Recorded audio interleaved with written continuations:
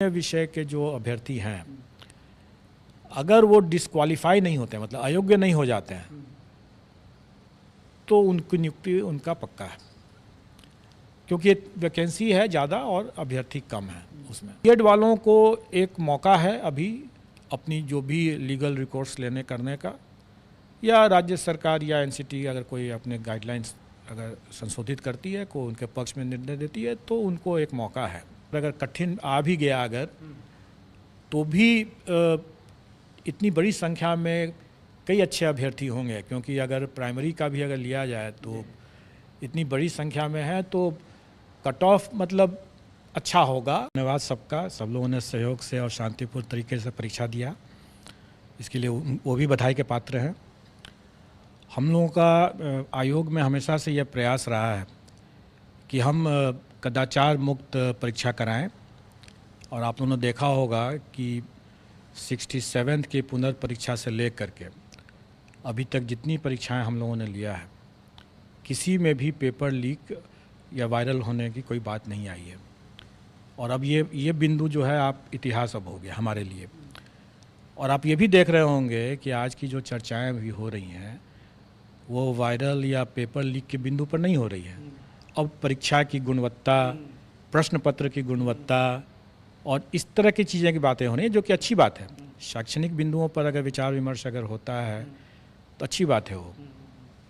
Sir, एक चीज़ जानना चाहेंगे कि जो आप लोगों ने जो कंट्रोल रूम बनाया था उसका कितना फ़ायदा मिला, और आपने एक पॉलिसी भी की थी कि नहीं, जो क्वेश्चन पेपर होंगे वो अभ्यर्थियों के बीच जाएंगे, खुलेंगे और बीपीएससी का अपना सील होगा उस पर। देखिए, हम हमेशा से इस बात को हम समझते हैं और हम मानते हैं कि हमें ऐसे कदाचार करने वालों से 2 कदम आगे रहने की आवश्यकता है। जो कमियां थी सिस्टम की 67th में जो हम लोगों ने देखा, जो वायरल हो गया, उन कमियों को हम लोगों ने चरणबद्ध तरीके से दूर किया। और उसमें से ये भी एक प्रयास था कि हम लोगों ने पहले स्टार्ट किया कि अभ्यर्थियों के समक्ष ही उसको अनसील किया जाएगा। लेकिन हम वहीं तक हम लोग संतुष्ट नहीं हुए, क्योंकि हमारा मानना है कि अगर हम उनसे 2 कदम आगे नहीं रहेंगे तो कदाचार करने वाले सेंध मार देंगे। इसलिए आवश्यक था कि हमें अपनी व्यवस्था में हमेशा लगातार परिवर्तन करते रहना, उसमें सुधार करते रहना। और उसी की कड़ी में इस बार हम लोगों ने यह भी किया कि जो रिटर्न सील जो होगा वो सील हमारा होगा। अभी तक हम लोगों ने पिछले बार में ये किया था कि जो रिटर्न सील होगा, मतलब रिटर्न बक्सा जब आएगा तो उसमें बक्से को जो सील किया जाएगा वो सेंटर सुपरिटेंडेंट का सील होगा। लेकिन इस बार हम लोगों ने उसको ही बदल करके कर दिया कि नहीं, सेंटर सुपरिटेंडेंट का वो सील नहीं होगा, वो सील हम देंगे। और फिर वो हम सीमित संख्या में देंगे ताकि सेंटर सुपरिटेंडेंट उसको लगा दे और फिर तब हमारे पास है, ताकि वो सेंटर सुपरिटेंडेंट के स्तर से या मतलब सेंटर के स्तर से कोई उस सील के साथ परिवर्तन कर दे, अभ्यर्थियों के समक्ष सील करने के बाद, अभ्यर्थियों के जाने के बाद उसको फिर से खोल करके फिर से सील कर दे। इस संभावना से इनकार नहीं किया जा सकता था, और इसी को देखते हुए ऐसा किया गया कि अब हमारा सीमित संख्या में सील जाएगा और उसी को लगा करके उनको वापस भेजना है। इसलिए अब इसकी भी गुंजाइश नहीं रह गई कि सील तोड़ करके फिर से सील करना संभव अब नहीं है। सर, अब तो इंतज़ार सबको रिजल्ट का है, और जो जानकारी मिल रही है रिकॉर्ड समय में रिजल्ट भी आना है। बिल्कुल, हमारा प्रयास ये है ही कि हम रिज़ल्ट दें, और जैसा मैं मानता हूँ कि 9वीं 10वीं और 10वीं 11वीं 12वीं इनका तो हम रिज़ल्ट जल्दी दे देंगे, पहले दे देंगे और जल्दी दे देंगे। जहाँ तक प्राथमिक कक्षों का बारह है, उसके अध्यापक का मामला है, उसमें एक समस्या ज़रूर है जो कि आप सब लोग अवगत हैं इस बात से कि बीएड वर्सेस बीटीसी की जो बातें चल रही हैं, इसमें जब तक वो कन्फ्यूज़न दूर नहीं हो जाता है कि बीएड का क्या करना है, तब तक स्वाभाविक है कि हम बीएड का रिज़ल्ट नहीं दे सकेंगे। लेकिन जो कॉमन मेरिट लिस्ट में जो डिप्लोमाधारी जो आ जाएंगे, उनका तो निश्चित रूप से हम रिज़ल्ट निकाल देंगे। बीएड वालों को एक मौका है अभी अपनी जो भी लीगल रिकोर्स लेने करने का, या राज्य सरकार या एनसीटी अगर कोई अपने गाइडलाइंस अगर संशोधित करती है, को उनके पक्ष में निर्णय देती है, तो उनको एक मौका है।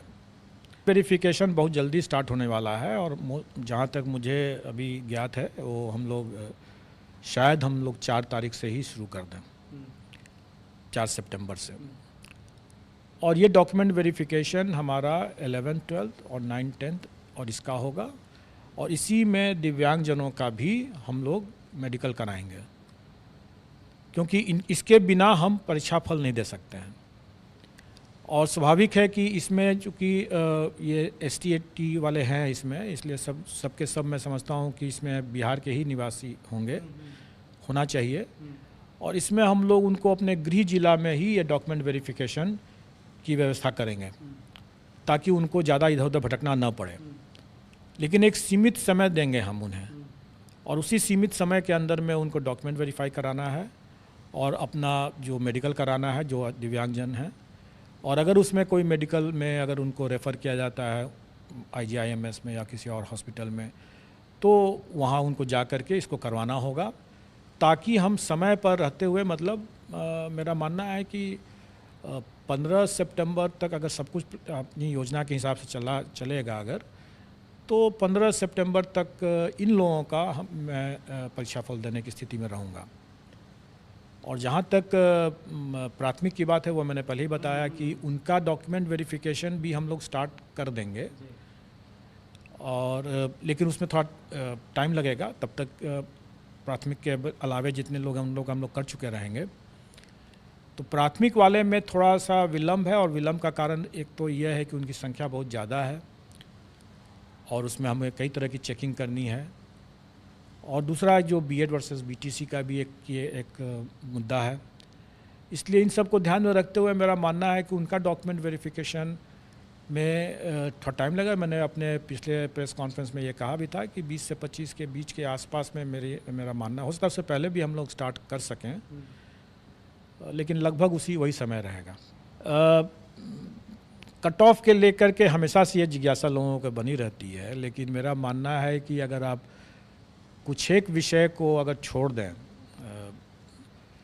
मैंने तो जो देखा है उसके हिसाब से 9th 10th में सिर्फ 4 विषय, और हायर सेकेंडरी में मतलब 11th 12th में सिर्फ 3 विषय को अगर छोड़ दें, मतलब कि 7 विषय को अगर छोड़ दें, तो बाकी किसी भी विषय में कट ऑफ के लिए चर्चा करना, विमर्श करना या उसके लिए परेशान होने की कोई ज़रूरत नहीं है। कोई ज़रूरत इसलिए नहीं है कि उसमें मैंने अपने ट्वीट के माध्यम से भी लोगों को एक तरह संकेत देने का कोशिश किया है। लोग उसका सही से नहीं समझ सके, तो फिर मैंने आज हिंदी में भी उसको स्पष्ट कर दिया है कि जो लोग इन 7 विषयों को छोड़ करके अन्य विषय के जो अभ्यर्थी हैं, अगर वो डिस्क्वालीफाई नहीं होते, मतलब अयोग्य नहीं हो जाते हैं, तो उनकी नियुक्ति उनका पक्का है, क्योंकि वैकेंसी है ज़्यादा और अभ्यर्थी कम है उसमें। लेकिन यही स्थिति बाकी में नहीं है। अब जहाँ तक बाकी जो 7 विषय बचते हैं इसमें, उसमें प्रतियोगिता तो रहेगी ही, और वो गेस करना मेरे लिए सही नहीं होगा वो बताना, क्योंकि मेरा मानना है कि सभी अभ्यर्थी अच्छे हैं और काफ़ी मेहनत करके आए हैं, तो स्वाभाविक है कि कट ऑफ भी अच्छा ही रहेगा। फिर अगर प्रश्न पत्र कहीं पर अगर कठिन आ भी गया अगर, तो भी इतनी बड़ी संख्या में कई अच्छे अभ्यर्थी होंगे, क्योंकि अगर प्राइमरी का भी अगर लिया जाए तो इतनी बड़ी संख्या में है, तो कट ऑफ मतलब अच्छा होगा।